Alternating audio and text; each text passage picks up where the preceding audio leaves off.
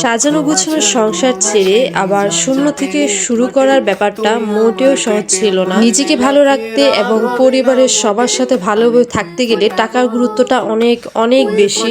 Hello, আসসালামু আলাইকুম everyone, কি অবস্থা সবার? আশা করি সবাই অনেক বেশি ভালো আছেন। আলহামদুলিল্লাহ, আমিও ভালো আছি। ইদানিং অনেক অলস হয়ে গিয়েছি, ভিডিও এডিট করতে একদমই ভালো লাগে না। সারাদিন একা একাই থাকি, মোবাইল হাতে নিয়েই থাকি, তবু ভিডিও এডিট করতে একদমই ভালো লাগে না। সকালবেলা প্রান্ত অফিসে চলে যাওয়ার পর আমার তেমন একটা কাজ থাকে না নিজেকেই সময় দেওয়া ছাড়া। জীবনে আপনার আশেপাশে যত মানুষই থাকুক, সবাইকে যতই টাইম দেন না কেন, সারা দিনের মধ্যে একবার হলেও নিজের যত্ন নেওয়া উচিত, কারণ দিন শেষে আপনার যত্নটা কেউই নেবে না। জীবনের একটা পর্যায়ে এসে খুব ভালোভাবে বুঝে গিয়েছি যে জীবনে ভালো থাকতে গেলে অবশ্যই নিজেকে ভালো রাখতে হবে এবং একা থাকাটা অনেক জরুরি। আমাদের আশেপাশে এখন মুখোশ ধারণ করা এত মানুষে ভরে গিয়েছে যে কে ভালো কে খারাপ তা আমাদের চিনতে চিনতেই জীবনটা পার হয়ে যায়। তাই জীবনে যতটা সম্ভব নিজেকে এমনভাবে গড়ে তুলুন যেন টক্সিক মানুষদের থেকে যতটা সম্ভব দূরে থাকা যায়। যারা আপনার লাইফে প্রবলেম ক্রিয়েট করবে কিংবা আপনার সংসারে প্রবলেম ক্রিয়েট করতে পারে,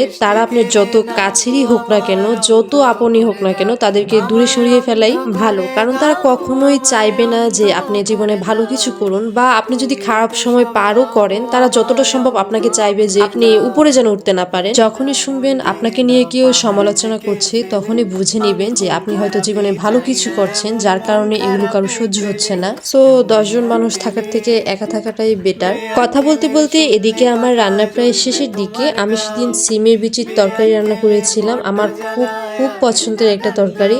শেষে আমি এটার উপরে হালকা একটু টমেটো আর কাঁচামরিচ দিয়ে তারপর নামিয়ে নিয়েছি। সন্ধ্যায় প্রান্ত অফিস থেকে আসার পর আমাকে নিয়ে একটু বের হয়, আমরা ঘুরতে গিয়েছিলাম। তারপর আসার সময় এই মামার সাথে দেখা, ওনার ঝালমুড়ি নাকি অনেক অনেক মজা, আর এদিকে সে দেখাচ্ছিল আমি নাকি তার পুরো মানি ব্যাগ ফাঁকা করে দিয়েছি। অন্য থেকে সংসার শুরু করার ব্যাপারটা না হয় আমি আপনাদের সাথে আরেকদিন শেয়ার করব। এখানে ঝালমুড়িওয়ালা মামা বলছিল যে উনি নাকি এক একজনকে 2 টাকা 5 টাকা 10 টাকায়ও ঝালমুড়ি দিয়েছে। এখন তো গ্যাসের দাম একদম আকাশচুম্বী, তো এখন ঝালমুড়ির দামও নাকি উনি বাড়িয়ে দিয়েছে। সবাই জানে অঙ্ক কঠিন, মিলবে না একটা, আমার তোমায় দেখে আসবে না, কোথায় যাবে যাও, আমায় অন্ধ করে দাও, আমায় অন্ধ করে দাও। ঘোরাঘুরি শেষ করে আমরা বাসায় চলে আসি। বাসায় আসার পর সারাক্ষণ মনে হচ্ছিল যে কি যেন খাওয়া হয়নি, দুধ চা খাওয়া হয়নি। আমরা এখানে দুধ চা করে নিয়েছিলাম। তো আজকের ভিডিওটা এই পর্যন্তই। সবাই ভালো থাকবেন, সুস্থ থাকবেন, আমাদের জন্য দোয়া করবেন। আল্লাহ হাফেজ।